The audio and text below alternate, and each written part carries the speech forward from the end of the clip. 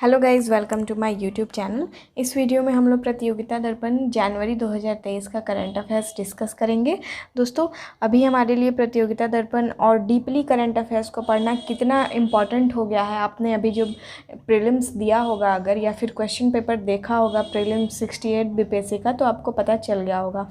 तो इस दृष्टिकोण से हमें करंट अफेयर्स को काफ़ी डीपली पढ़ना है, और करंट अफेयर्स ही नहीं, जितने भी सब्जेक्ट्स हैं उसमें हमें एनसीईआरटी को तो छोड़ना ही नहीं है, बहुत ही अच्छे से अब करके जाना है। तो इसलिए हम यहाँ पे प्रतियोगिता दर्पण देखना बहुत ज़रूरी हो जाता है, क्योंकि ये सभी जो भी हमारे एग्ज़ाम्स हो गए सिविल सर्विसेज के लिए, ये बहुत ही अच्छी बुक मानी जाती है, मैगज़ीन मानी जाती है। तो हम यहाँ पे देखेंगे जनवरी का, और इसमें राष्ट्रीय जो भी राष्ट्रीय से रिलेटेड, राष्ट्रीय समसामयिकी हैं उससे रिलेटेड जितने भी करंट अफेयर्स दिए गए थे मैंने उसको इंक्लूड किया है, और उसके अलावा भी जो एक्स्ट्रा टॉपिक्स उससे बन सकते हैं मैंने उसे भी यहाँ पे इंक्लूड किया है। तो वो सब भी हम लोग देखेंगे। तो चलिए हम स्टार्ट करते हैं। हम अगर देखें यहाँ पे पहले टॉपिक को, तो यहाँ पे दिया हुआ था आर्थिक दृष्टि से कमज़ोर वर्गों के लिए 10% आरक्षण हेतु 103वां संविधान संशोधन अधिनियम वैध। यानी कि जो 103वां संविधान संशोधन अधिनियम था उसको सुप्रीम कोर्ट के द्वारा वैध ठहराया गया है। अब ये 103वां संविधान संशोधन था क्या दोस्तों? सुप्रीम कोर्ट ने जनरल कैटेगरी के जो भी आर्थिक दृष्टि से कमज़ोर लोग थे, या इस वर्ग में जो भी आर्थिक दृष्टि से कमज़ोर यानी ईडब्ल्यूएस से संबंधित लोग थे, उनके लिए सरकारी नौकरियों और उच्च शैक्षणिक संस्थानों में 10% के आरक्षण का प्रावधान किया था। अब यहाँ पे ना बहुत सारे याचिकाकर्ताओं के द्वारा इसे चैलेंज किया गया था। चैलेंज क्यों किया गया था भाई? वो इसलिए किया गया था क्योंकि जो 103वां संविधान संशोधन अधिनियम है वो बेसिक स्ट्रक्चर को प्रभावित कर रहा था, और साथ ही में यहाँ पे जो चैलेंज जिनके द्वारा किया गया था उनका सबसे स्ट्रॉन्ग पक्ष यहाँ पे ये रखा गया था कि 50% आरक्षण का जो सीमा दिया गया ना, उसका उल्लंघन कर रहा है ये 103वां संविधान संशोधन अधिनियम।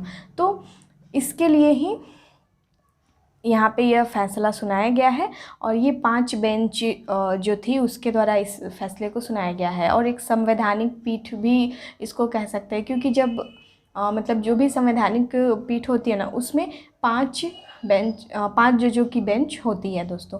तो हम अगर बात करें इसे, तो ये 10% का आरक्षण 2019 में ही किया गया था, और ये 124वां संविधान संशोधन विधेयक था और 103वां संविधान संशोधन अधिनियम था। अब यहाँ पे हम बात कर ले एससी के लिए यहाँ 15%, एसटी के लिए 7.5% और ओबीसी के लिए 27% का आरक्षण यहाँ पे अवेलेबल करवाया गया था, मतलब करवाया गया है। अब हम देखेंगे आगे यहाँ पे दोस्तों। अब आगे देखेंगे अगर हम, तो 5 न्यायाधीशों की पीठ थी। अब इसमें कौन कौन से न्यायमूर्ति शामिल थे? तो न्यायमूर्ति दिनेश महेश्वरी, न्यायमूर्ति बेला एम त्रिवेदी, न्यायमूर्ति जेवी पारदीवाला, न्यायमूर्ति यूयू ललित, और इन्हीं के अध्यक्षता में यह 5 न्यायाधीशों की पीठ को गठित किया गया था। न्यायमूर्ति एस रविंद्र भट्ट। अब देखिए यहाँ पे जो 3-2 के बहुमत से इसे वैध ठहराया गया ना, उसमें दिनेश महेश्वरी, बेला एम त्रिवेदी और जेबी पारदीवाला, इन तीनों ने ऐसा कहा कि नहीं भाई, जो 103वां संविधान संशोधन है वो पूरी तरह से वैध है, और इन्हीं के मत से इसे मतलब इन्हीं के बहुमत से इसे वैध ठहराया गया है। अब साथ ही में बात करें तो यूयू ललित जो कि अध्यक्ष थे, और न्यायमूर्ति एस रविंद्र भट्ट, इन दोनों ने इसके विपक्ष में मतलब इनका बहुमत था। तो अब यहाँ पे बात करें कि इन्होंने इसे वैध क्यों कहा दोस्तों। देखिए, इनके द्वारा ऐसा कहा गया ना कि जो ये आर्थिक रूप से कमज़ोर वर्गों के लिए 10% का आरक्षण दिया जा रहा है ना, वो जो सामान्य कोटि के जनरल कैटेगरी के जो सीट होंगे ना, उसी में से 50% इनको दिया जाएगा। समझ में आया ना? उसी में से 50% इनको दिया जा रहा है, इसीलिए ये 50% का जो आरक्षण है उसको प्रभावित नहीं करता है। तो इनका मत ये था। जबकि न्यायमूर्ति यूयू ललित और एस रविंद्र भट्ट का ऐसा कहना था कि जो ईडब्ल्यूएस का कोटा है ना, वो आरक्षण के सिद्धांत को समाप्त करने के लिए एक बैकडोर एंट्री है। ऐसा इनके द्वारा कह के इस मतलब इसका मतलब ये दोनों विपक्ष में रहे थे। तो आपको समझ में आ गया होगा कि इसे क्यों वैध ठहराया गया है। चलिए अब आगे हम बात कर लेते हैं, ये ज़रूरी है जानना, ये अपने आप में बहुत बड़ा टॉपिक है 103वां संविधान संशोधन अधिनियम, और हमारे जीएस पेपर से भी रिलेट करता है, ये मेंस के लिए भी। तो हमने अभी बात किया कि ये 24वां संविधान संशोधन विधेयक था और 103वां संविधान संशोधन अधिनियम था, जो कि 8 जनवरी 2019, हाँ 8 जनवरी 2019 को किया गया था लोकसभा से पारित, और राज्यसभा से 9 जनवरी 2019 को पारित किया गया था। उसके बाद राष्ट्रपति के अनुमोदन के द्वारा इसे अधिनियम बना दिया गया, 103वां संविधान संशोधन अधिनियम ये बन गया। अब इसमें क्या किया गया, इसके माध्यम से ना अनुच्छेद 15 और 16 में संशोधन किया गया, और इस संशोधन के माध्यम से 15 का 6 क्लॉज जोड़ा गया और 16 का 6 क्लॉज यहाँ पे शामिल किया गया हमारे संविधान में। अब बात किया जाए थोड़ा सा डिटेल में, हम इसको समझ लेंगे। देखिए दोस्तों, अब ये क्या बात करता है, जो 15 का 6 अनुच्छेद है ये बात करता है कि राज्य को खंड 4, अब खंड 4 में कौन कौन सा क्या प्रावधान किया गया है, यानी 15 का 4 में क्या प्रावधान किया गया है और 15 के 5 में क्या प्रावधान किया गया है, आप ये हमें कमेंट बॉक्स में बताएंगे।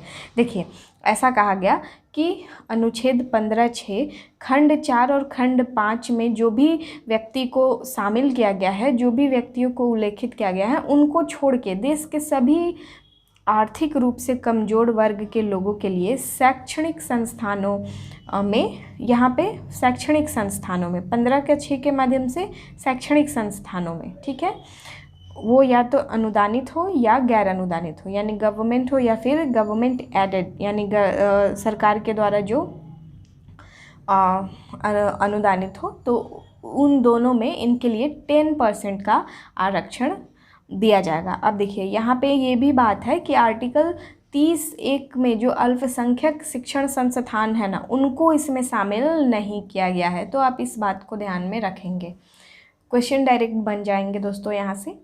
अब देखिए आगे की बात करें अगर हम, तो यहाँ पे देख सकते हैं हम लोग, अब यहाँ पे बात क्या करता है, अनुच्छेद 16(6) क्या बात करता है दोस्तों।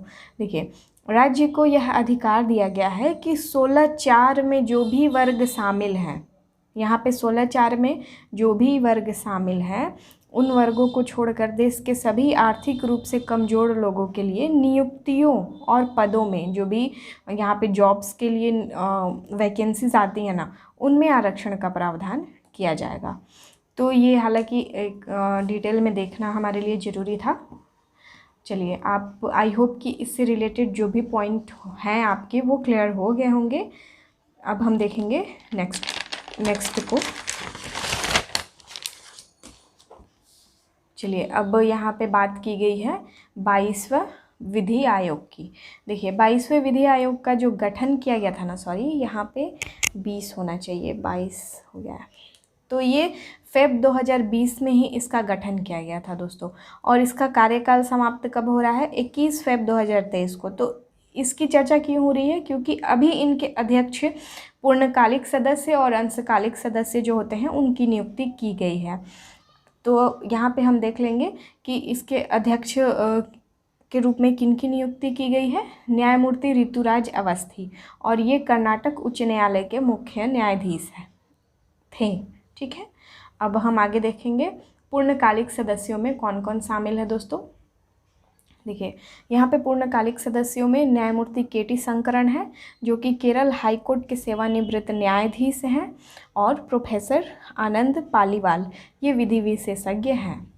अब बात करते हैं यहाँ पे हम अंशकालिक सदस्यों की। देखिए अंशकालिक सदस्यों में कौन कौन से लोग शामिल हैं, श्री एम करुणानिधि, तमिलनाडु के अधिवक्ता हैं ये, और साथ ही में श्रीमती राका आर्या, जो कि एक विधि विशेषज्ञ हैं। साथ ही में अगर हम यहाँ पे विधि आयोग से रिलेटेड कुछ पॉइंट्स को हम देखें दोस्तों, तो स्वतंत्र भारत का पहला विधि आयोग कब गठित किया गया था, 1955 में किया गया था, और इसके प्रथम अध्यक्ष कौन थे, MC सीतलवाड़ थे, और यह ना तो एक विधिक निकाय है और ना ही संवैधानिक निकाय है, सिर्फ ये कार्यकारी निकाय है और इसका गठन किया जाता है सरकार के मतलब कानूनी संबंधी सलाह के लिए इसकी गठन की जाती है। अच्छा, बात करें अगर स्वतंत्रता पूर्व की, तो दोस्तों 1833 का जो चार्टर अधिनियम आया था उसके माध्यम से मैकाले के द्वारा इसे सबसे पहली बार 1834 आप इसे याद रखेंगे में गठित किया गया था। और पहले अगर स्वतंत्रता पूर्व भारत की बात करें तो स्वतंत्रता पूर्व भारत के पहले विधि आयोग के अध्यक्ष मैकाले हो जाते हैं। ठीक है, अब आइए देखते हैं अपने नेक्स्ट टॉपिक को। नेक्स्ट टॉपिक क्या दिया हुआ है ballistic missile defence interceptor AD-1, इसके बारे में यहाँ पे बताया गया है। इसका विकास मतलब इसे विकसित किया गया DRDO के द्वारा, इसे बनाया गया है और परीक्षण कहाँ किया गया, APJ अब्दुल कलाम द्वीप ओडिशा से इसका परीक्षण किया गया और ये इसका दूसरा चरण था। तो इसमें बहुत कुछ हमारे लिए इम्पोर्टेंट नहीं था, तो वो सब मैंने इंक्लूड नहीं किया है, जो इम्पोर्टेंट लगा मैंने उसको यहाँ पे लिया था।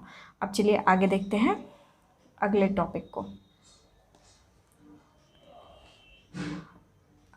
एंटी रेडिएशन मिसाइल रुद्रम, इसको भी DRDO के द्वारा बनाया गया है और ये एयर टू सरफेस मिसाइल है और इसका काम क्या है दोस्तों, रडार को ढूंढकर नष्ट करने की क्षमता इसके अंदर है, रुद्रम के अंदर। ठीक है, चलिए अब ये काफ़ी इंपॉर्टेंट है हमारे लिए। विक्रम एस क्या है दोस्तों, यह देश का पहला निजी रॉकेट है और इसे किसके द्वारा बनाया गया है, स्काई रूट एरोस्पेस के द्वारा इसे बनाया गया है। और यहाँ पे बात करें तो इसरो के श्रीहरिकोटा स्थित सतीश धवन केंद्र से इसने अंतरिक्ष में लेकर मतलब ये उड़ान इसने भरा है।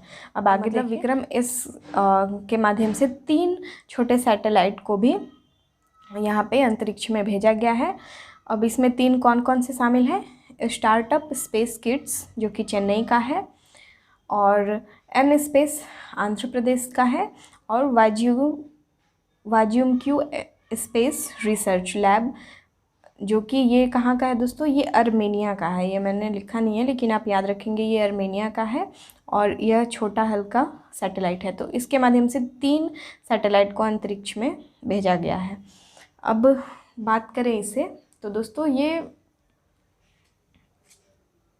देखिए यहाँ पे हम देख सकते हैं कि ये जो मिशन है ना, इस मिशन को प्रारंभ नाम दिया गया है। ठीक है, प्रारंभ नाम इस मिशन को दिया गया है। अंतरिक्ष क्षेत्र में भारत का पहला निजी कंपनी भी स्काई रूट है और इसकी स्थापना कब की गई थी, 2020 में। इसको आप याद रखेंगे। चलिए आगे देखते हैं अगले। अच्छा ठीक है, यहाँ पे नाम देख लेंगे कि विक्रम एस किसके नाम पे रखा गया है दोस्तों, तो विक्रम साराभाई के नाम पे इसका नाम रखा गया है, विक्रम एस। अब अगले टॉपिक को देखते हैं हम। देखिए यहाँ पे बात किया गया है मोरमुगांव के बारे में। यह परियोजना P-15 के तहत इसको बनाया गया है और ये दूसरा विध्वंसक युद्धपोत है। किसके द्वारा बनाया गया है, मंझगांव डॉक शिप बिल्डर्स के द्वारा इसका निर्माण किया गया है। चलिए दूसरा देखते हैं। गणतंत्र दिवस के मुख्य अतिथि, तो आप सभी को पता होगा कि अब्दुल फतेह अल सीसी जो कि इस वर्ष गणतंत्र दिवस पे मुख्य अतिथि थे भारत के, और ये मिस्र के राष्ट्रपति हैं। अब ये जो वर्ष है यानी वर्ष 2023 हमारे लिए इसलिए भी इम्पॉर्टेंट है क्योंकि जो भारत और मिस्र हैं उन दोनों के राजनयिक संबंधों का यह 75वीं वर्षगांठ है। तो इसलिए भी 2023 दोनों देशों के लिए काफ़ी महत्वपूर्ण हो जाता है। अब 2023 में कौन सा गणतंत्र दिवस मनाया गया, 74वां गणतंत्र दिवस समारोह मनाया गया। और यह पहला अवसर है जब मिस्र के कोई राष्ट्रपति भारत के गणतंत्र दिवस पे मुख्य अतिथि होंगे। नेक्स्ट यहाँ पे देख लेंगे हम अग्निकुल कॉस्मोस। अग्निकुल कॉस्मोस क्यों चर्चा में रहा दोस्तों, क्योंकि यह निजी लॉन्च पैड और मिशन कंट्रोल सिस्टम स्थापित करने वाला पहला निजी क्षेत्र का कंपनी बन गया है।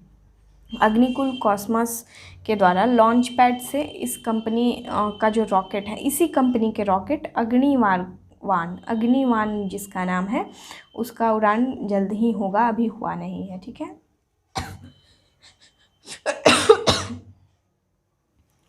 अब नेक्स्ट हमारा टॉपिक है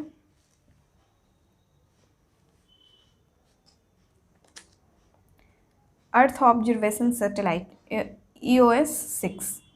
प्रक्षेपण इसका कहाँ से किया गया? सतीश धवन केंद्र से किया गया। किसके माध्यम से? PSLV C-54 के माध्यम से इसको किया गया। और यह पहला अवसर होगा जब दो अलग अलग कक्षाओं में उपग्रह को स्थापित किया जाएगा PSLV C-54 के माध्यम से।